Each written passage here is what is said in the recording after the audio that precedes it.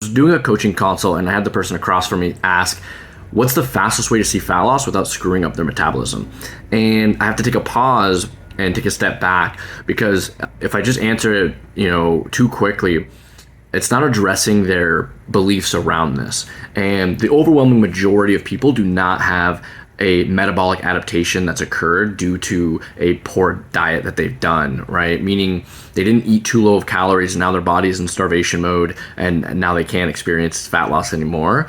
That doesn't really happen in that way. Metabolic adaptation is primarily transient or temporary, and so any adaptations that do occur, once you start eating again, most of them go back to normal. So what we really want to address here is the psychological or behavioral components of extreme diets, right? So extreme diets basically have two types of extreme responses. Whether we stick to an extreme diet, 9 to 5 throughout the day, and then we overeat at night. So that's obviously not going to work in the long run, but it has nothing to do with metabolic adaptation. It has to do with they're not taking a sustainable approach.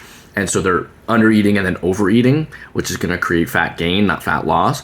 Or they do stick with this strict diet for a period of time, 4 weeks, 6 weeks, 8 weeks, 10 weeks, and then they go back to eating poorly, whether it's full-on binge eating or just going back to their previous habits, which obviously led them to where they were at in the first place. So we really want to look at the psychological components of nutrition more so than the behavior or the physiological components. We need the basics. We need enough protein. We need to be in a caloric deficit. But from there, for me, it's all about coaching the behavior, the person. How do I get this person to stick to a caloric deficit long enough to reach their goals and be able to move into a maintenance afterwards once they've reached their goals? So the fastest way to see fat loss without screwing up their metabolism is create a caloric deficit, get enough protein, do it in a way that's sustainable, and you'll get there as quickly as you'll get there, and you'll be able to stay there forever, which is more important.